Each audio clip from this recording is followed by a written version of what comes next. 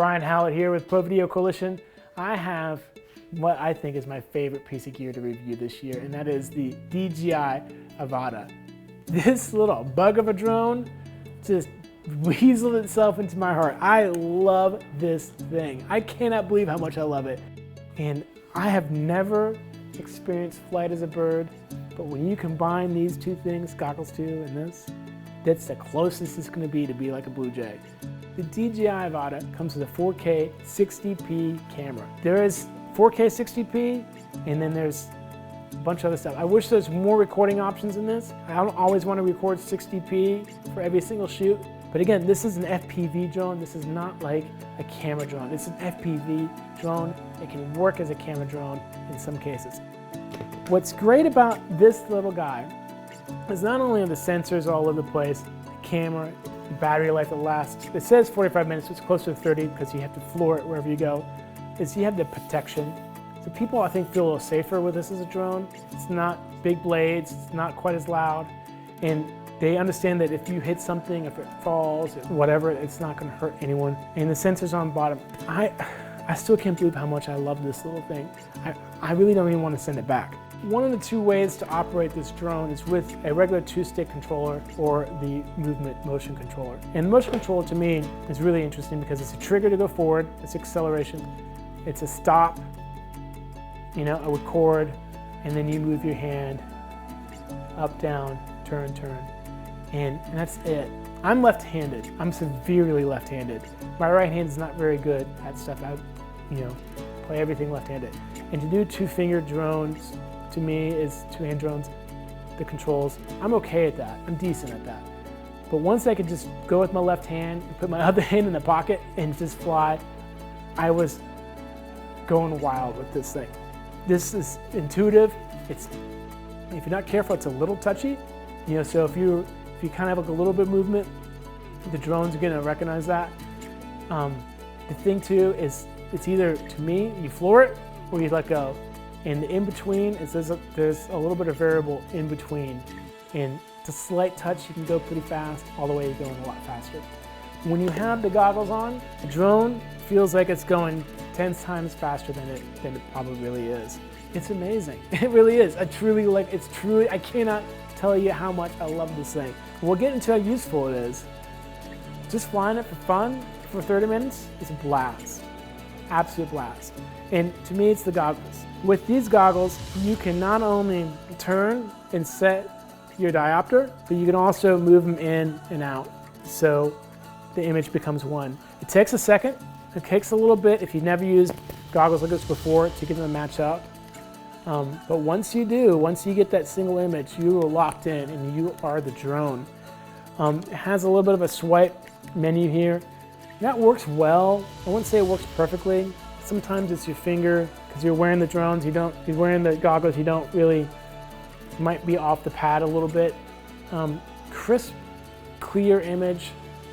I think the best image I've seen from any monitor, if you want to call it a monitor,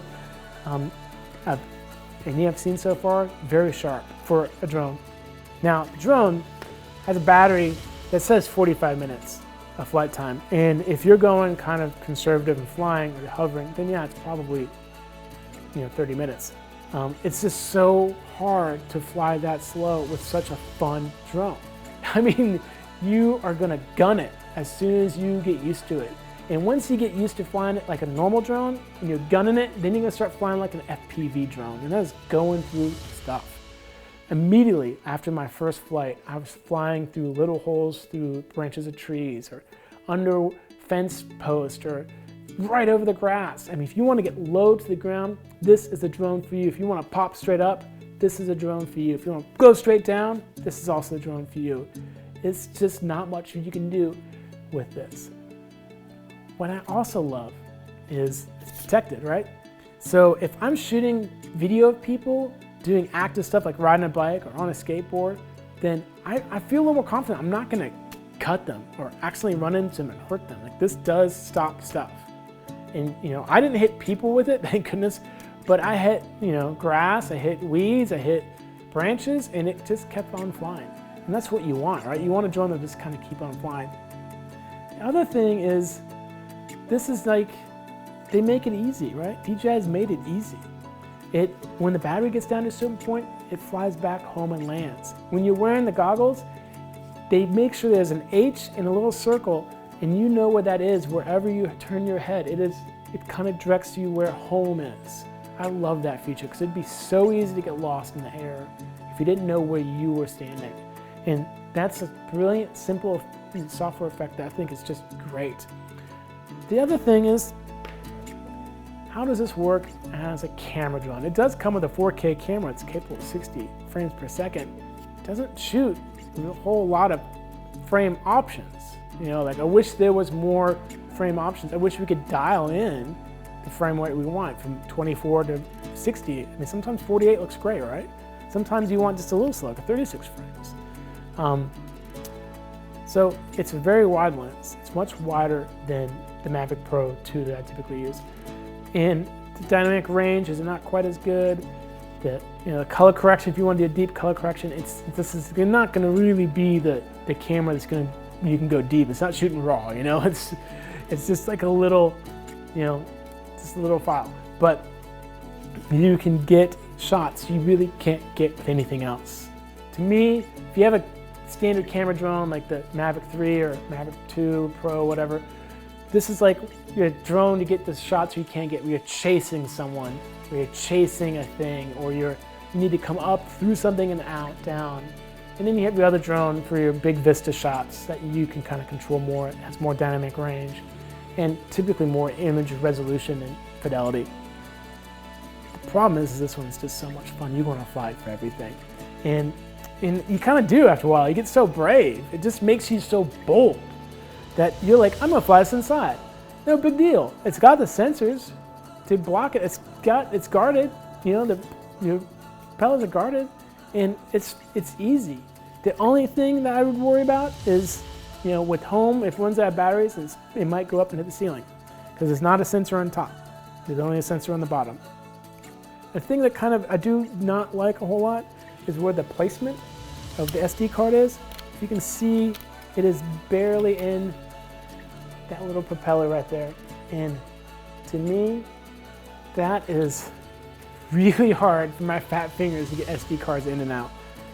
But otherwise, DJI has really hit it out of the park with the DJI Avata. This is so much stinking fun. The only problem you're going to run into is realizing the other drones aren't nearly as much fun. And the other drones can crash a lot easier than this can crash. This one can hit, flop on its back, turn itself over, and you can keep on flying.